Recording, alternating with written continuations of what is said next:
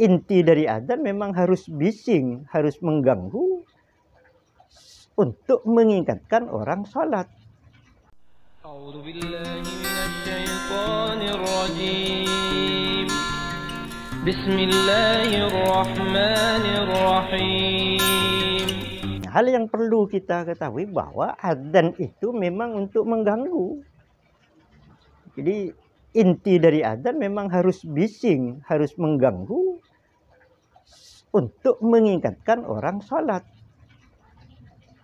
Umpama ada orang yang tidak seagama dengan lingkungan sekitar, ya harus terganggu, memang harus merasa terganggu, harus bersabar, karena fungsi dari adzan itu memang untuk mengganggu, memberitahukan waktu sholat. Sehingga dulu pada masa sahabat Nabi sebelum disyariatkan adzan kan memang ada beberapa orang jalan ke rumah-rumah orang mengganggu, memberitahukan waktu sholat telah tiba.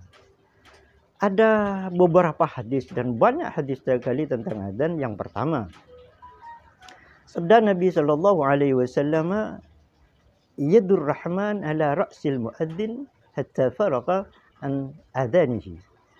Tangan Tuhan selalu ada di kepala orang yang adzan sampai adzannya berakhir. Artinya orang yang adzan itu berada di bawah lindungan Allah penuh, full. Tuh, kemudian yang kedua, kata Nabi SAW, yughfaru lil muadzini ala mada sautihi wa yashhadu lahu kullu ratbin wa yabisin. Orang yang adzan diampuni oleh Allah Subhanahu wa taala sepanjang suaranya sampai dimanapun.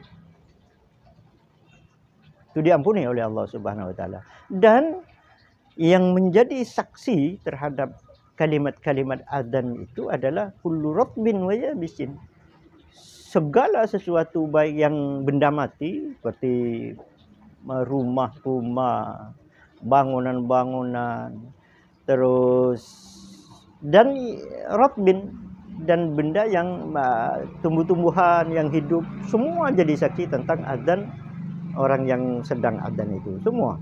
Dan itu menjadi sebab diampuni dosanya oleh Allah Subhanahu wa taala. Kemudian sabda Nabi SAW, idza adzana al-muadzinu futihat abwabus sama. Ketika adzan telah dikumandangkan, maka pintu langit dibuka oleh Allah Subhanahu wa taala. Artinya malaikat pun harus terganggu dengan suara adzan. Sehingga ketika adzan dikumandangkan, pintu langit, malaikat mendengar semua dan menjadi saksi.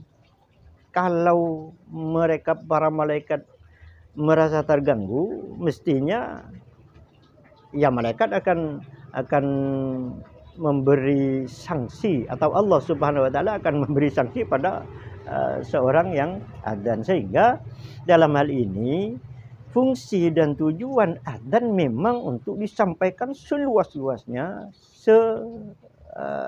nyaring-nyaringnya, sehingga pada masa Rasulullah Shallallahu Alaihi Wasallam, Bilal itu, Sayyidina Bilal bin Rabah radhiyallahu taala anhu, adzannya juga bukan di tempat, bukan di mihrab, bukan di tempat imam, tapi naik tempat yang tinggi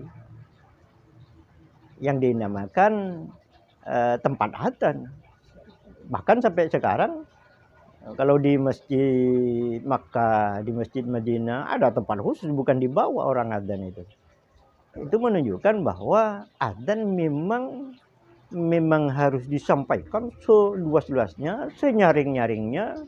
Bahkan disyariatkan bagi orang yang adzan kan meletakkan jarinya di telinga. Artinya supaya bisa mengeluarkan suara yang keras.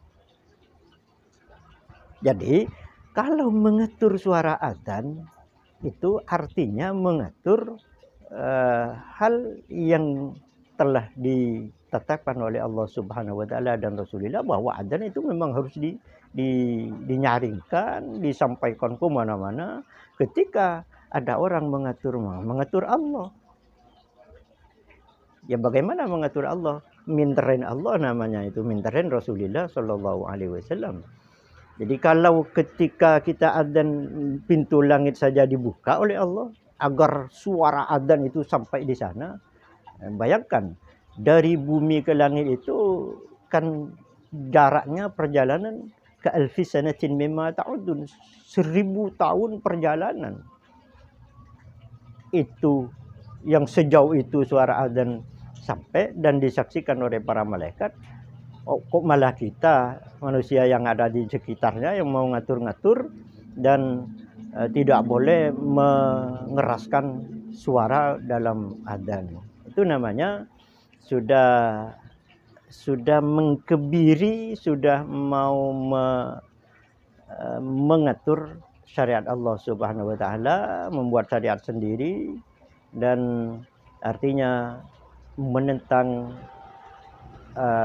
Allah Subhanahu wa taala dan Rasulullah sallallahu alaihi wasallam. Oleh karena itu kita perlu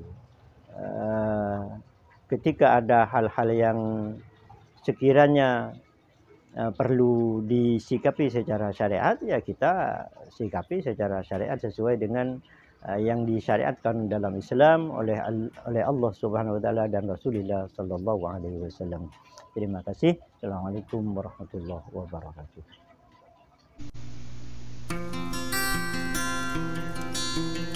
Alhamdulillahi rabbil alamin.